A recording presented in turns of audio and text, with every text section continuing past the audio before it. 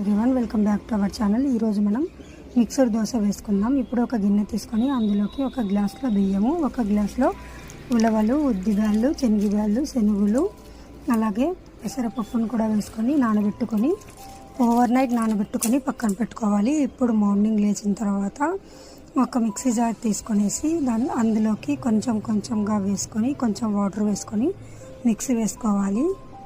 మనకి ఎంత స్మూత్ వీలైనంత వరకు అయితే అంత స్మూత్గా మిక్సీ వేసుకోవడానికి ట్రై చేయండి. చూడండి, బ్యాటర్ అయితే ఇలా ఉండాలి. ఇప్పుడు మనం అలాగే ఒక ప్యాన్ అందులోకి కొంచెం సాల్ట్ని కూడా వేసుకొని కొంచెం వాటర్ వేసుకొని బాగా మిక్స్ చేసుకోవాలి. ఇప్పుడు ఒక ప్యాన్ పెట్టి అందులోకి కొంచెం వాటర్ వేసుకొని ఇప్పుడు దోశ వేసుకోవడం.